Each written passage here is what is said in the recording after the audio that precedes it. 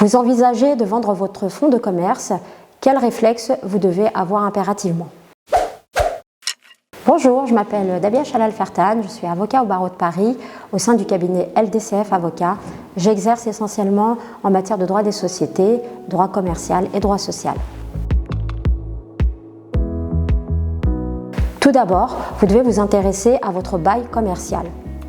En effet, dans le cadre du bail commercial, on peut trouver des dispositions relatives à la vente de votre fonds. Par exemple, dans votre bail commercial, le bailleur peut avoir envisagé la priorité d'achat à son profit et si vous souhaitez vendre votre fonds de commerce, vous devez impérativement, dans ce cas de figure, en informer votre bailleur, lui proposer en priorité l'acquisition de ce fonds de commerce et si il renonce à son droit, à ce moment-là, vous retrouvez votre liberté de vendre à une tierce personne.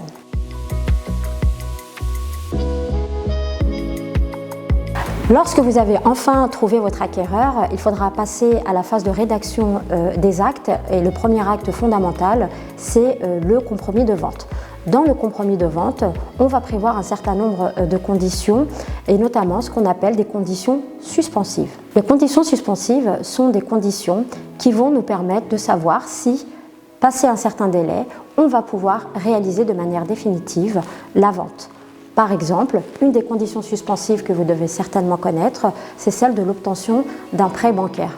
Lorsque l'acquéreur veut faire l'acquisition de votre fonds de commerce, il n'a peut-être pas les fonds disponibles pour effectuer cette opération. Il devra se tourner vers sa banque et on va prévoir cette condition suspensive qui est celle d'obtention du prêt.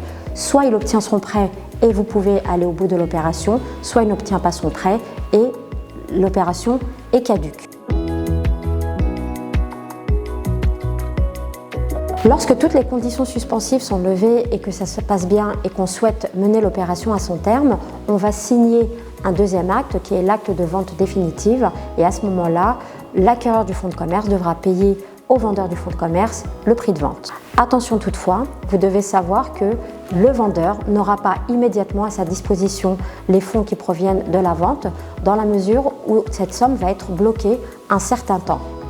Le rédacteur de l'acte, la plupart du temps l'avocat, devra séquestrer les fonds un certain temps. On parle d'une solidarité financière qui amène très souvent à ce que les fonds soient bloqués 4 à 5 mois. C'est seulement à l'issue de ce délai et lorsqu'on aura payé tous les éventuels créanciers qui se seront manifestés que le vendeur pourra enfin obtenir le paiement du fonds de commerce.